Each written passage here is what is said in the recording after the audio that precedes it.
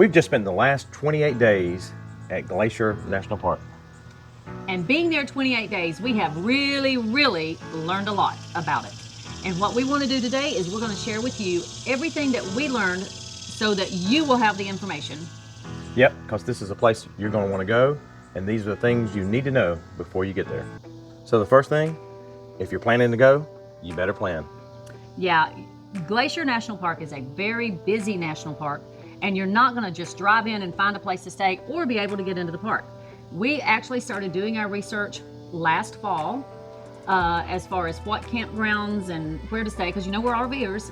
We found out that most campgrounds do not start taking reservations until January. Now, I don't know how hotels are. We don't stay in hotels, so I'll leave that up to you to research. As of January 1st, we called, or actually we went online and got our reservations for our campground.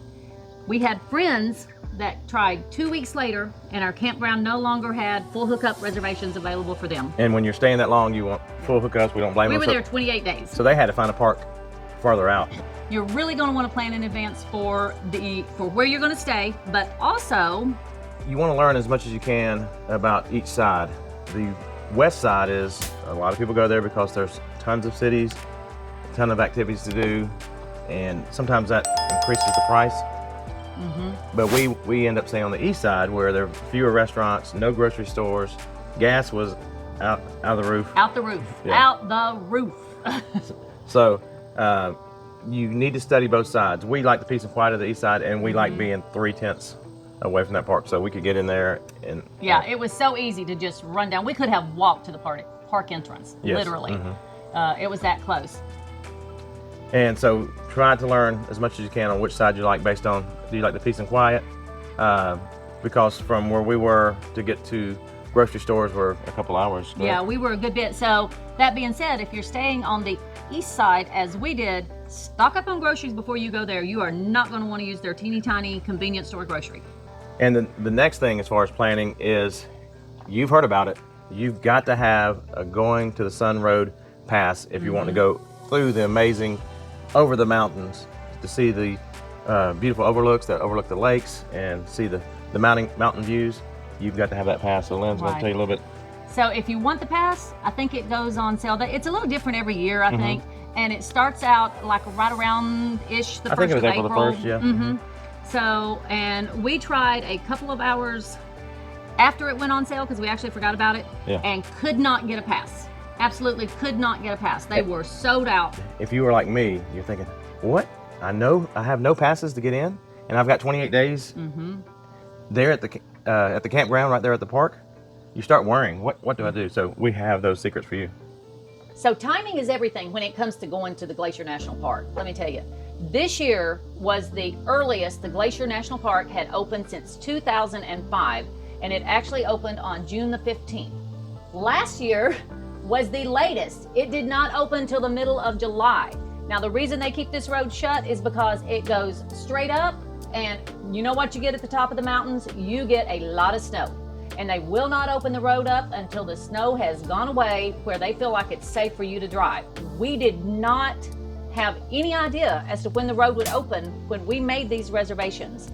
So I ask you to consider that when you plan your trip, because going early in the summer, you may beat some of the tourists, but you may also miss a lot of the things that you want to see.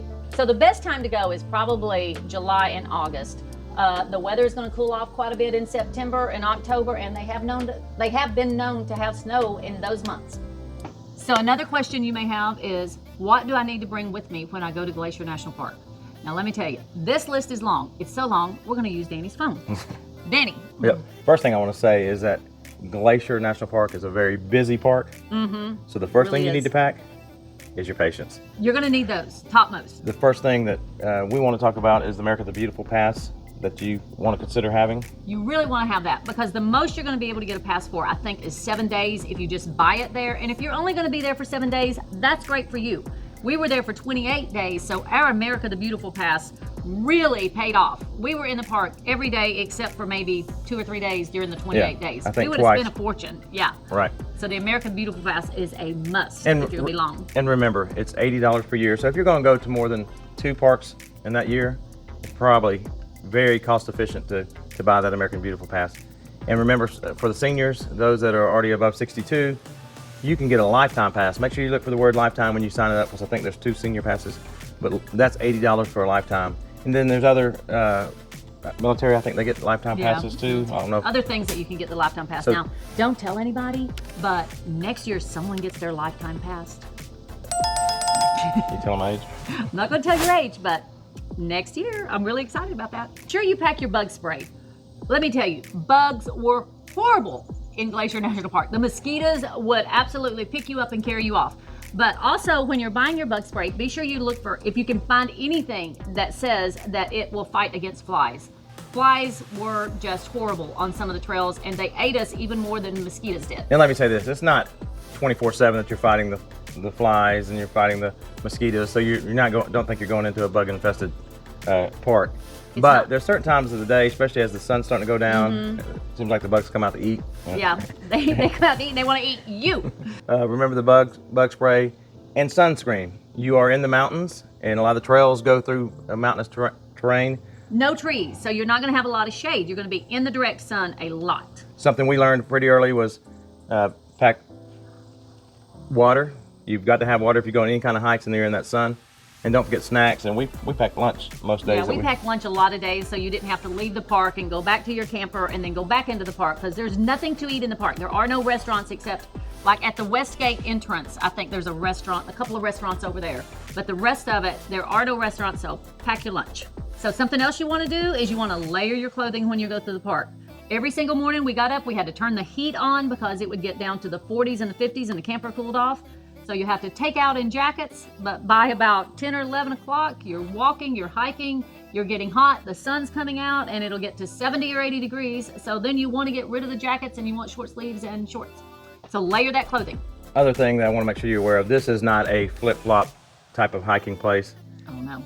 Make sure you bring your hiking boots. There's rocks, there's edges, so you want to make sure, loose gravel, so you want to make sure you have good traction to be safe. You have to be able to outrun someone in your group when the bear starts chasing you. And it's hard to do in flip-flops. It's hard to do in flip-flops. So don't wear flip-flops hiking. So one thing you need to be sure you do is get to the park early. Don't wait till 9 or 10 o'clock and think you're going to drive in there and find a parking spot. It is not going to happen. We actually had to change one of the trails we were going on one day because there was 0 parking on the trail that we wanted to do. So we just had to go. We just went until we found a parking spot, and that's the trail we did. So the earlier you get, the better the parking is going to be for you. But also, going early morning, you are way more apt to see the animals on the road. There are so many animals in Glacier National Park, and you're just going to see more of them the earlier you go in the day. And stick around, because a little bit later we're going to tell you about our favorite place that we caught wildlife at every time we went. And just so you know, as much as we love our fur babies, they are not allowed on any of the trails in Glacier National Park. They can go on the Going to Sun Road as long as they're in your car. They can get out at the overlooks and look around with you, but do not take them on the trails. There are wild animals, there are bears, and you want to keep them safe. It's for their protection. Let's talk about the places where you are almost guaranteed to see wild animals. Before we do that, let's talk about wild animal safety. Oh yeah. Yeah, we really need to talk about that. Let's be safe before we go see them. Yeah, let's be safe. Let's know what to do before we go see the animals. Glacier is a park that is full of animals. We saw 3 grizzlies, one drive. We saw 3 grizzlies. Did we not see a 4th one somewhere? But anyway, at least 3. 3, we maybe did see a 4th one. I think the 4th one was on the trail that we were on. But there's a lot to know when you're going into a park where there are so many vicious wild animals. Right. So the first thing we'll talk about is bears. You've got to have bear spray, and don't have it in your backpack where you got to take it off, because a bear can sprint 30 yards like that. And if you're just 30 yards from them, they're going to be right on top of you. So a lot of people wear it on their chest or on their hip. We saw some people that were just literally carrying it in their hands, having it ready. Right. And the next thing is, and we were kind of worried, so we went all out. We got the bear horn, the bear spray, and we even got bear bells. Yeah, bear bells. Do you know what the ranger told us about the bear bells? The ranger says bear bells are considered dinner bells for bears. That they do not make enough noise, that it intrigues the bears, and they want to come and see what they're all about. So she had me all decked out with bell bears, but we did that before we knew that they were a really bad idea. And I think he told you that the only person that the bear bells help is the bear bell company. Yes. So that being said, we got a couple of bear bells for sale if anyone's interested in them.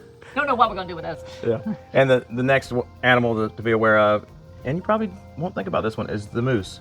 Yeah. And those two, the bear and the moose, they say be no closer than 100 yards. That's a football field, 8 bus lengths. You must be that far away because they're quick and they fight with their hoofs and they come down your head, you're gonna be gone. Yeah. The moose were really cool to watch, but you definitely want to do it from a distance. And we end up seeing quite a few moose. We'll talk a little bit more about that in a second. And then the last thing is other wildlife. They say stay at least 25 feet away from other wildlife. And sometimes they just walk up on you, so you gotta be. I think you had a deer. We had a deer walk up on us. Danny will put that video here, I'm sure. But he just walked right up to us. We had to back up to get out of his way. Right. So let's be careful. Yeah, and whatever you do, don't throw food down. Don't leave food laying around anywhere, and don't ever try to feed those wild animals. Yep. You'll get in trouble.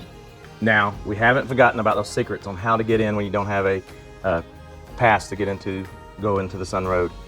But before we do that, we also know you want to know about where to see the wildlife. And we did see a lot of wildlife while we were there. You go to some national parks and you think, I hope I see a bear, I hope I see a moose, I hope I see this, I hope I see that. We saw it. We saw it all. Yes. And there's a great chance you see it if you do a couple things. Number one, remember the section of the park called Manny Glacier and go to Fisher Cap Lake. And we were told that if you go there most evenings, you're probably going to see a moose. And we went one evening, we saw a mother moose and 2 calves. Two calves, I guess what they're called, and a baby deer. They were all just playing together. Yep.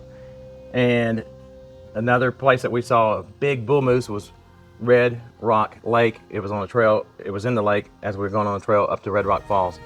Beautiful big bull moose. Yeah, he was huge. It was amazing. Also in Manny Glacier, we're coming back on Swift Current Trail, and what did we see? We saw a bear. We saw a He grizzly. was really close. The grizzly was really close. We were about 30 feet away from it, and or 30 yards away from it, and it probably wasn't very smart to be there. So we went further on, and she did catch a few glimpse. seconds. Yeah, and we'll put a that up. glimpse. And then there's other trails. Be ready to see bighorn sheep. We saw other moose elsewhere. Goats. So many wildlife. There is so a much wildlife. herd of bighorn sheep that hang out. No, there's a herd of rams. Aren't those rams? They're bighorn sheep, but yeah. Yeah, that hang out up right at Logan's Pass. We saw them every morning and every evening, and they were just hanging out like they own the place. They go through the parking lot, and there's multiple ones. They're beautiful animals, you know.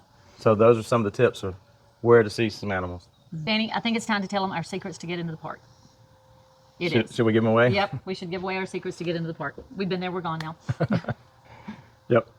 And there are ways to get in the park. Because like I said, I was worried. I just gave a credit card with very limited refund policy on a campground for 28 days and was unable to get passes. But the first thing we learned was... Okay, you don't have to have a going to the Sun Road vehicle pass to get into the park. There are multiple ways you can get into the park without them. Number one, you can get on the red bus. There is a fee for this. Maybe Danny will look it up and put it here somewhere. I don't know what it is, but the red bus will take you all through the park, give you all the interesting information. It's a guided tour. It's a guided tour. If you have a pass to go on any of the boat rides, that serves as your pass into the park for that day. So if you're going to go on a boat ride, you can any of the get activities there. such as horse. Any of the activities, horseback riding, anything, that serves as your pass for the day. But you can also go down to either of the visitor center and hop on the shuttle. The shuttle will take you through the entire park. It stops at all the main points along the way. It will let you off. Something will come back later and pick you back up. Yeah, they're every 15 to 30 minutes. Yeah, I rode the shuttle the day I did the Highland Trail because we came out 15 miles down below, and we rode the shuttle back to the visitor center on the east side, and then Danny came over there and picked us up so he didn't have to wait for us because we only had one car, obviously. Yep. So the shuttle is another way. Now, it's free. And it's free. They're not going to charge you to get in that shuttle. That's how you can get in there at any time without having a pass. And they're using that to try to cut down on some of the traffic. Yeah, and you're not going to be able to find parking anyways, so the shuttle is a great idea. But how about another secret? Yeah, we've got another secret for you. Every day, they release so many of the passes to going to the Sun Road, to Medicine, and Manny Glacier. So here's what you do. All right. So you want to make sure you get these because what you're purchasing today is good for the next day, or in the case of the going to the Sun Road, it's good for 3 days. But they release them at 8 a.m. Now the first day, we didn't really set an alarm, so it was about 8:06 and they were sold out. And I mean, there were probably 800 passes, 600, 800 each day released. Most people sleep later than we do, so we were. So we missed them going to the Sun Road past that day, but we did look at Manny Glacier and got that section for the next day. Yeah. So, but what we started doing from that day forward was setting our alarm for 7:59. That meant, hey, you better open up your phones or open up your computers. Yeah, and we were both on our phones on the website. They have an app that you can download, which makes it really easy. And we were both on our phones, and just whoever got it first, the other one stopped. So the great news is we were able to get one of those passes every time we tried. Every time we wanted in, we got a pass. So that helped a lot. But if you're like us and missed it that first day, or slept late, or you sleep late, we've got another secret for you. Yeah. So here's the next secret.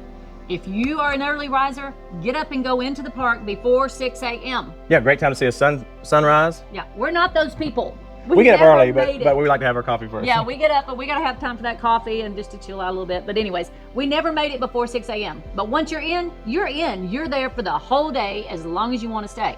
Or if you're like us and you sleep a little later, or you just don't want to get going that early, you can go in after 3. Yep.